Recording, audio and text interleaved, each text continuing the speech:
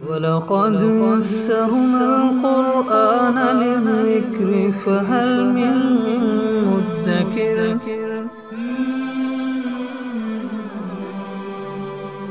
سورہ تحریم آیت نمبر 9 اعوذ باللہ من الشیطان الرجیم بسم اللہ الرحمن الرحیم یا ایہا النبی جاہد الکفار والمنافقین واغلظ علیہم ومأواہم جہنم وبئس المصیر۔ اے نبی صلی اللہ علیہ وسلم، جاہد الکفار والمنافقین، کفار اور منافقین سے جہاد کیجیے، وغلظ علیہم، اور ان کے مقابلے میں سخت ہو جائیے۔ جہاد کا معنی ہوتا ہے جد و جہد کرنا، کوشش کرنا۔ اب یہ جد و جہد دو طرح کی ہوتی ہے، ایک ہوتی ہے پرامن، یعنی پرامن جد و جہد سے مراد دین کی دعوت، دین کی ترویج اور تشہیر کے لیے کوششیں، اور دین کی تنفیذ کے لیے کوششیں۔ اور دوسری جد و جہد ہوتی ہے مسلح، اور جو مسلح جد و جہد ہوتی ہے یہ ہوتی ہے کفار کے مقابلے میں، منافقین کے مقابلے میں نہیں ہوتی، کیونکہ منافقین اپنے آپ کو مسلمان ظاہر کرتے ہیں۔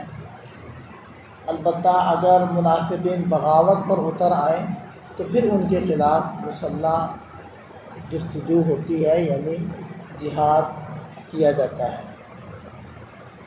اور فرمایا کہ وَمَأْوَاهُمْ جَهَنَّمُ، ان لوگوں کا ٹھکانہ جہنم ہے، چاہے وہ منافقین ہوں چاہے وہ کفار ہوں۔ وَبِئْسَ الْمَصِيرُ، اور کیا ہی برا وہ ٹھکانہ ہے۔ آگے آیات کے اندر اللہ تعالیٰ نے کچھ خواتین کا تذکرہ کیا، کچھ اصحاب الایمان کا تذکرہ کیا، کچھ ایسی کا تذکرہ کیا جو ایمان والی نہیں تھیں۔ اصل میں اس سورت کے شروع میں ازواج مطہرات کا تذکرہ آیا تھا، تو اسی مناسبت سے اللہ تعالیٰ نے کچھ عورتوں کا یہاں تذکرہ فرمایا۔ تو ارشاد فرمایا ضرب اللہ مثلا، اللہ تعالیٰ نے مثال بیان کی، للذین کفروا، کافروں کے لیے،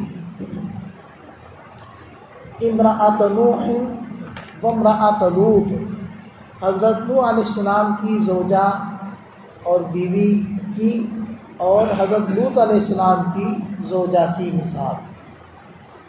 حضرت نوح علیہ السلام کی زوجہ لوگوں کو کہتی تھی کہ حضرت نوح علیہ السلام نعوذ باللہ مجنون ہے، دیوانے ہیں، اور ان کے راز ان کے دشمنوں کو دیا کرتی تھی۔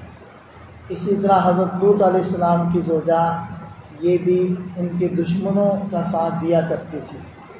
تو ارشاد فرمایا کہ کانتا تحت عبدین من عبادنا صالحین، یہ دونوں عورتیں تحت عبدین، دو بندوں کے ماتحت تھیں، یعنی ان کے حرم میں تھیں، من عبادنا، ہمارے بندوں میں سے، صالحین، جو دونوں بہت نیک، متقی اور پارسا تھے، انبیاء کرام تھے، ان سے بڑھ کر مقدس ہستیاں کون ہو سکتی تھی؟ لیکن فخانتاہما، ان دونوں عورتوں نے اپنے خامدوں کے ساتھ بے وفائی کی۔ فلم یغنیا عنہما من اللہ شیئا، پھر یہ دونوں مقدس ہستیاں ان دونوں عورتوں کے بارے میں اللہ کے مقابلے میں کچھ بھی کام نہ آئے۔ اشارہ کیا کیا جا رہا ہے کہ دیکھیں، حضرت نوح علیہ السلام اور حضرت لوط علیہ السلام انبیاء کرام تھے، ان کے خامن تھے اور مقدس ترین ہستیاں تھیں، ان کا ایمان ان کے کام نہیں آیا۔ تو یہ دھوکہ کسی کو نہ ہونا چاہیے کہ میرا بہت قریبی رشتہ ہے اور ان کی نیک عملی وہ میرے کچھ کام آ جائے گی، یا میرا رشتہ ان کے کچھ کام آ جائے گا، میرے کچھ کام آ جائے گا، ایسا نہیں ہوگا۔ اپنا عمل، نبی پاک صلی اللہ علیہ وسلم نے کیا ارشاد فرمایا حضرت فاطمہ زہرا رضی اللہ عنہا سے، اے فاطمہ تمہیں اس چیز سے دھوکے میں نہیں آنا چاہیے کہ تو دو جہان کے سردار کی بیٹی، قیامت کے دن میں رشتہ داری نبھانے کی کوشش کروں گا، لیکن فاطمہ سجدوں کی کثرت کے ذریعے سے میری مدد کر۔ تو ایمان عمل بندے کا دیکھا جائے گا، رشتہ داروں کا ایمان عمل وہ ہمارے کچھ کام نہیں آنے لگا۔ تو ارشاد فرمایا کہ جب انہوں نے بے وفائی کی وقیل ادخلوا النار مع الداخلین، تو ان دونوں عورتوں سے کہا گیا کہ تم جہنم میں داخل ہونے والوں کے ساتھ داخل ہو گئے۔ لیکن اس کے مقابلے میں وضرب اللہ مثلا، اللہ تعالیٰ نے مثال بیان کی للذین آمنوا، ایمان والوں کے لیے، امرأۃ فرعون، فرعون کی زوجہ کی، حضرت آسیہ رضی اللہ عنہا کی۔ اب دیکھیں کہ یہ اس زمانے میں سب سے خبیث ترین لعین ترین شخص کی بیوی، جو نہ صرف یہ کہ ایمان نہیں لا رہا بلکہ خود خدائی کا دعویٰ کر رہا ہے، اللہ تعالیٰ کے مقابلے میں کھڑا ہو رہا ہے۔ تو کیا کہنے لگی، یہ ایمان لے آئی تھی جب جادوگروں والا مسئلہ ہوا تھا، تو اس میں جادوگر ایمان لے آئے تھے، تو اسی موقع پر حضرت آسیہ بھی ایمان لے آئی تھیں۔ تو اذ قالت رب ابن لی عندک بیتا فی الجنہ، انہوں نے اللہ تعالیٰ سے دعائیں مانگی۔ دعائیں کیوں مانگی کہ فرعون نے ان کو ستانا شروع کیا، مظالم ڈھانے شروع کیے، اور بعض روایات میں تو آتا ہے کہ ہاتھوں پاؤں میں میخیں گاڑ کر پتھر سے کچلنے کا پروگرام بنایا تھا، لیکن اس سے پہلے ہی اللہ تعالیٰ نے ان کو وفات دے دی۔ تو وہ کہنے لگی رب ابن لی عندک بیتا فی الجنہ، اے میرے رب میرے لیے اپنے پاس جنت میں گھر بنا دیجیے، ونجنی، اور مجھے نجات دے دیجیے، من فرعون، فرعون سے، وعملی، اور اس کے کام سے، اس کی حرکتوں سے، اس کی تکالیف سے، ونجنی، اور مجھے نجات دے دیجیے، من القوم الظالمین، ظالم قوم سے۔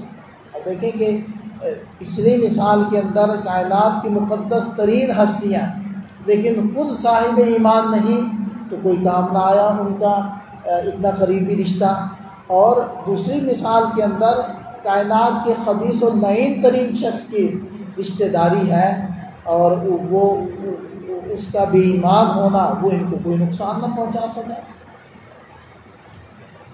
وَمَرْيَمَ ابْنَتَ عِمْرَانَ الَّتِي، اور حضرت مریم جو حضرت عمران کی بیٹی تھی، ان کی مثال اللہ تعالیٰ نے بیان کی، الَّتِي أَحْسَنَتْ فَرْجَهَا، جنہوں نے اپنی عصمت کی حفاظت کی، فَنَفَخْنَا فِيهِ مِن رُوحِنَا، تو پھر ہم نے اپنی روح میں سے روح ان میں پھونک دی، جس کی نتیجے میں حضرت عیسیٰ علیہ السلام پیدا ہوئے۔ اسی لیے اسی مناسبت سے حضرت عیسیٰ علیہ السلام کو روح اللہ بھی کہا جاتا ہے۔ وَصَدَّقَتْ بِكَلِمَاتِ رَبِّهَا، اور انہوں نے اپنے رب کی باتوں کی تصدیق کی، وَكُتُبِهِ، اور اپنے رب کی کتابوں کی تصدیق کی، وَكَانَتْ مِنَ الْقَانِتِينَ، اور وہ اطاعت شعار بندوں کے اندر شامل ہو گئے۔ تو عمل سے زندگی بنتی ہے، جنت بھی جہنم بھی، خاکی اپنی فطرت میں نہ نوری ہے نہ ناری ہے۔